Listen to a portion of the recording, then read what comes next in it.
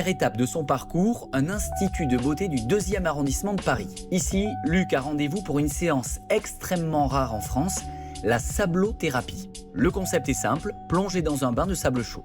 Bonjour, vous allez bien? Ça va et vous? Très bien. Oui. Bon, c'est quoi la sablothérapie? Sablothérapie vient de la Chine. C'est un thé médical traditionnel. Et c'est parti pour une séance de 30 minutes. Luc enfile une combinaison jetable, mesure d'hygiène indispensable.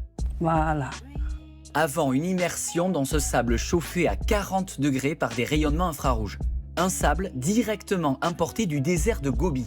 Et là, du coup, quels sont les bienfaits que ça va m'apporter, cette séance de sablothérapie? C'est pour faire de circulation de sanguine, renforce le système immunitaire.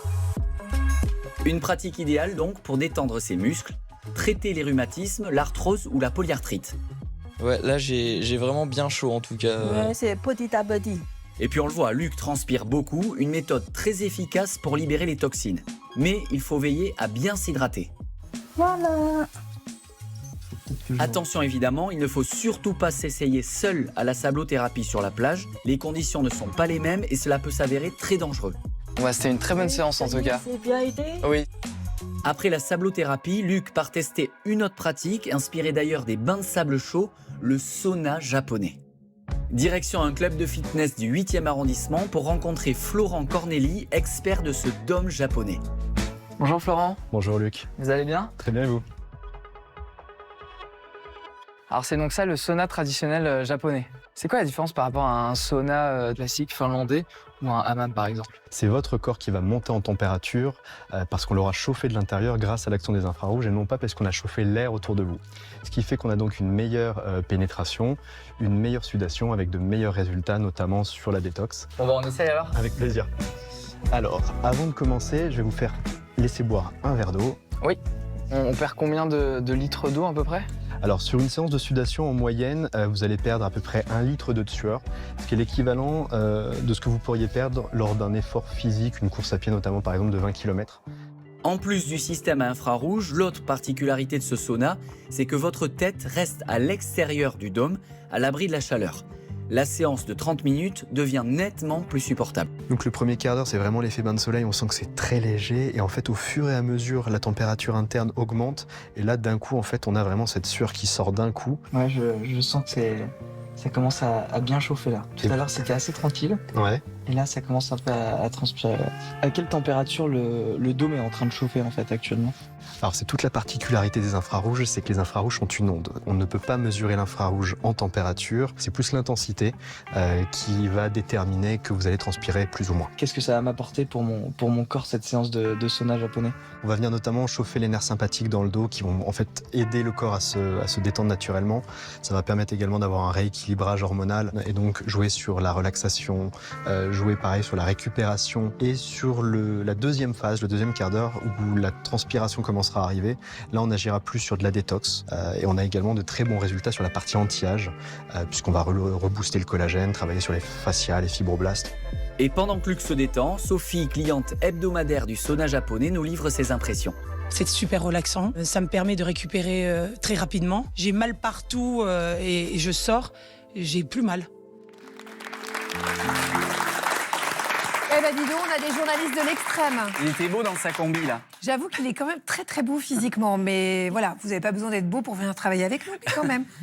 Alors, ce qui est sûr, on l'a vu dans la situation où il a sa combi, transpirer, c'est pas toujours hyper confortable, c'est pas très glamour non plus, mais pourtant, c'est ce qui fait qu'on se sent le mieux. Attention, mise en garde, on l'a dit dans le sujet, vous amusez pas à la plage à vous enfouir dans le sable, c'est pas forcément recommandé, ni pour les femmes enceintes ou les personnes cardiovasculaires, il faut faire attention, je parle sous votre... Les personnes qui ont des problèmes cardiovasculaires, parce que les personnes cardiovasculaires... Il manquait un truc.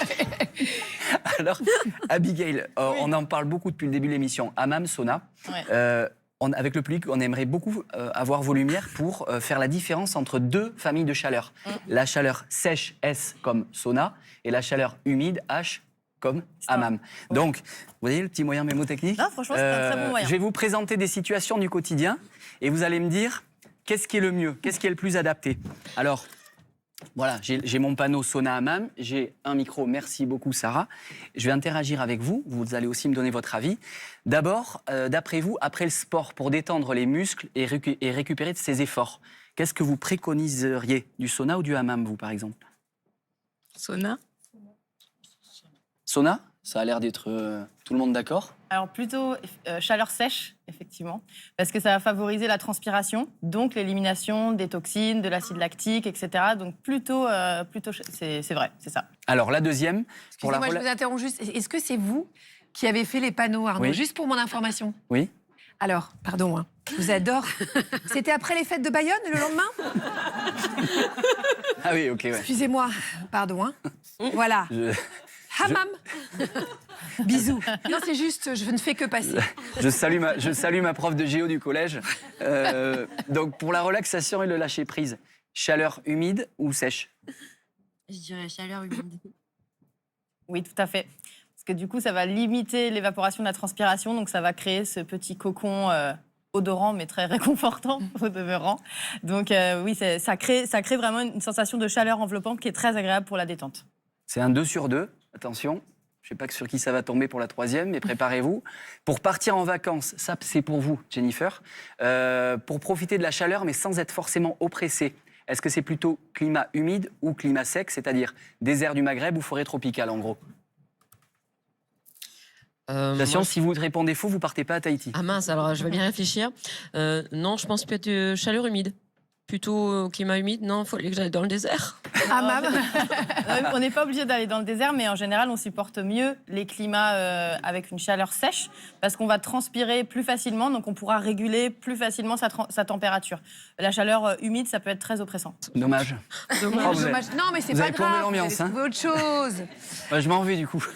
Merci à vous, cher public, d'avoir joué le jeu. Et merci à Abigail, bien sûr. Alors, croyez-moi, la température va monter d'un cran. Il est temps d'accueillir le seul qui arrive à nous décomplexer et à nous déculpabiliser. C'est Stan Gusman. Dans la vie, faut pas s'en faire. Salut tout le monde. Excusez-moi Agathe, je suis venu sur le plateau depuis chez moi en courant. Je suis en eau, voilà, c'est les chutes d'Iguazou sous mes aisselles. Vous faites, je manque à tous mes devoirs, comment vous allez? Ça va la forme? Tranquille, ça va bien? Là? Bon, tant pis, c'est pas grave. Parce que chez moi c'est 12 en plus, c'est dommage. Bon, quoi, je vous dégoûte un peu? Non, pas du tout. Franchement, je vous adore, mais je j'ai pas dis. le temps, c'est tout. Il faut réhabiliter la sueur, Agathe, je vous assure. Parce qu'aujourd'hui, on cherche à l'éradiquer avec ce genre de pub pour des déos fraîcheurs 48 heures. Regardez, vous les connaissez déjà. 48 heures, ça suppose quoi? Ouais, pas ouf. Qu'on se lave tous les 2 jours. Alors ça, c'est vrai que c'est pas vraiment génial en termes d'hygiène. Alors que la sueur, en fait, c'est pas sale du tout. La sueur, ça sert à évacuer les toxines, à refroidir le corps, donc à nous maintenir en vie. Et je vais même vous dire mieux, la sueur, ça sent pas. Vérifiez, Agathe. Non, y a pas. Je vous en prie. J'ai pas le temps non plus. Non, toujours pas. Dommage. En fait, ce qui schlingue, ce sont les bactéries de notre peau qui se régalent quand on les laisse macérer trop longtemps dans notre transpi. Donc, après un footing, en principe, on refoule pas. Non, sauf si on garde son t-shirt toute la nuit. Dernier point, la sueur parle aussi aux autres car elle libère des phéromones. Ça, j'aime bien. Des composés chimiques volatiles, inodores qui renseignent l'autre sur une éventuelle compatibilité amoureuse. Ah, c'est ça que je ressens. Alors, Mais oui, peut-être. c'est irrésistible. Ah oui.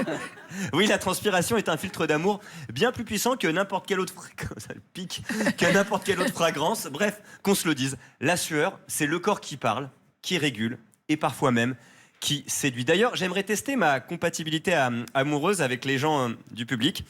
Je vais venir vous voir, on va se faire une petite séance de free hug, on va voir qui est compatible avec ma transpiration. Alors, qui va tomber sous mon charme? Public dans mes bras? Quelqu'un? Non, personne? Essayez. Va là-bas. Oh, je crois une odeur qui me plaît là. Vous en pensez quoi? Non, qu'est-ce qui nous arrive, dis donc? C'est incroyable, on est compatibles. C'est que de la chimie amoureuse. Vous savez quoi? Ah ouais? On va aller tester notre compatibilité en loge, Agathe, et on vous tient au courant, d'accord? Comment vous appelez? Ok, Yolande, on va transpirer. Eh ben dis donc, il arrive, il nous donne de l'info, etc. On apprend que c'est la vieille sueur qui est odorante et pas la jeune sueur, et il trouve l'amour. C'est pas beau quand même.